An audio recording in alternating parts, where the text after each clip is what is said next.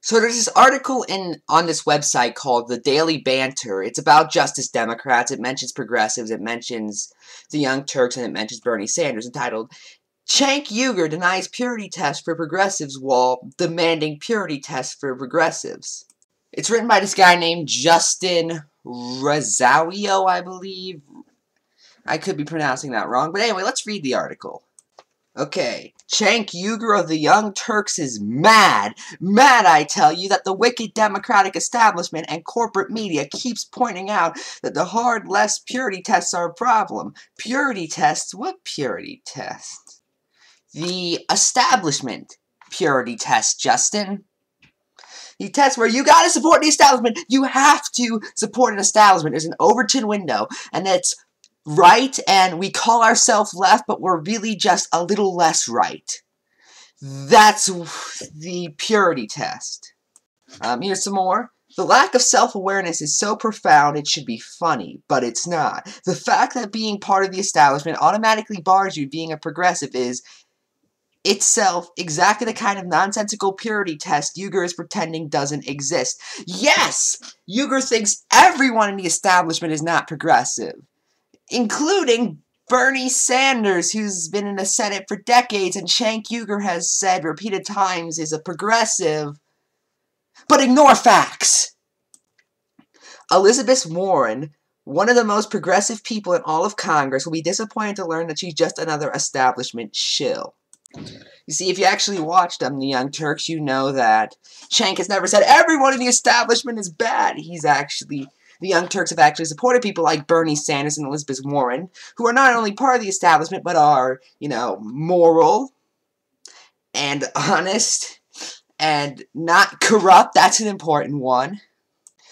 Here's another piece of the article. It starts off with a quote from Cenk. Do you know who the most popular politician in the country is right now? Bernie Sanders. He has a 61% approval rating. Hillary Clinton, the standard bearer for the establishment Democrats, has a 35% approval rating. Tell me again why I have to listen to establishment Democrats? Okay, that's a good point. The establishment Democrats are losing. They're losing against a party that they should be winning against.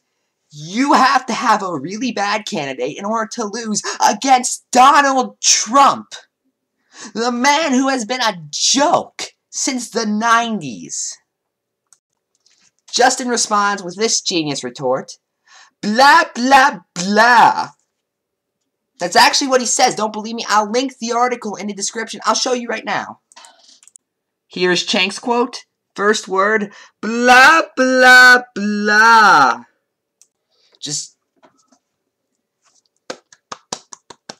That's my only response at this point. Cenk Uygur comes in with facts that Bernie Sanders is more popular, that Bernie Sanders would have more than likely won. How does Justin respond? Blah, blah, blah, blah. I can't hear you. Blah, blah, blah, blah. Which is a very mature look at journalism, Mr. Justin. I cannot believe you right now. And from here on out, the article is no longer about Cenk Uygur. Cenk Uygur was just their little segue, because the real focus on this article isn't Cenk Uygur, it isn't Justice Democrats. It's Bernie Sanders. Here's the next paragraph, how it starts. Unless you think Bernie is completely innocent, he's still hard at work applying his own purity test to the Democratic Party he so obviously despises. He despises them, which is why he ran as one in the 2016 election and even is touring with Tom Lenz right now. But keep pretending Bernie hates the Democrats when he doesn't. He just doesn't feel they should remain as going, oh, well, we're center-right, but we're more left than these guys. No. No, that's not what we want. That's not what the people want. We want a left-wing party. We don't want center-right. And when we bring it up to people like this, they're like, oh, so you just want this purity test. Oh, I see. Okay. Oh, yeah. Here's another excerpt of the article while he's talking about Bernie Sanders. Sure, You ladies and your women parts are important, but you're going to have to wait your turn. Same for you blacks and Latinos. We'll get to you later, but first we have to fix things for the working class. Well, the white working class. Okay, Justin, I have a question for you. Which one of our preferred candidates, mine is Bernie Sanders, yours is any establishment Democrat, I'll let you take your pick. Which one of our preferred candidates was fined for protesting segregation again?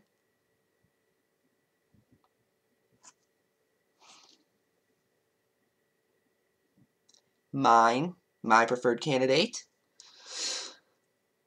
Which one of our preferred candidates was actually helping people like Martin Luther King? My preferred candidate, Shank's preferred candidate, the TYT's preferred candidate, the actual progressives' preferred candidate. Here's some more. Black people and Latinos would like economic justice, but the police terrorizing their neighborhood is a much more pressing matter. Okay, I believe Bernie Sanders has supported Black Lives Matter on multiple occasions. So he clearly cares about black people being terrorized. He clearly says that's a bad idea. One of his ideas of his platform was end police brutality. That was on a good amount of the flyers I saw for Bernie. It was like, end police brutality. That was on his website. But you're going to ignore that, Justin, because it goes against your ideas. The LGBT community would like to be able to hold hands in public without being fired from their job or bullied in their school. None of these things are problems for Sanders and his many white and male followers, so they consider it secondary issues. Okay, Justin. Which one of our preferred candidates, as a first-term mayor in the 1980s, supported LGBT rights openly? As a first-term mayor in Burlington, Bernie Sanders was in support of LGBT rights, was supported gay rights. And this was a time where being gay was still considered a mental illness. Bernie was still supporting that. And you're going to say, oh, Bernie doesn't care about the LGBT community. Bernie cared for longer than there has been an LGBT community. Okay. And Bernie Sanders supporting gay rights as a first-term mayor was a decade before Democrats were passing DOMA. Think about that, Justin. You know, this was before we even really this was before DOMA was even discussed. Because everyone was like, oh, yeah, you know, gay people, yeah, let's not have them around. And then Bernie was like, no, let's have them around, let's give them rights. But he treated them like everyone else in the 80s. What about that shows that Bernie Sanders does not care about the LGBT rights? So anyway, that's really the end of the article, but the thing is, TYT actually covered this article, so in the comments you can find a bunch of TYT fans actually bringing up points against the article. I'm just going to read you a few of the comments. This first one is by Anthony. So I read the whole article, and you never explained Chank's purity test. You just spout a bunch of nonsense. Exactly, remember the article was titled, Purity Test. Meanwhile, there was never really any explanation of what the purity test was. The closest thing I can think of is, don't take corporate money. Which is an easy test to pass if you're principled. Here's another one. It's by a guy named Richard Atkinson. What an incredibly pathetic article. Sanders has been fighting for gay rights since the 70s. So I was wrong on that. It was actually before I thought it was. Clinton didn't support marriage equality until 2013 after much of the Republican Party, including Dick Cheney. Justin Rosario, you're an embarrassment of yourself. Please stop writing this nonsense. Couldn't agree more. Here's a comment by Michael Salman. How to spot an upper-middle-class Democrat on social issues. You aren't 100% with the party agenda? Get the frick out on economic issues. Oh, sure, you're for the working class, but come on, party unity. Congratulations, Michael, you saw through the game. Here's one by Christopher Conkright.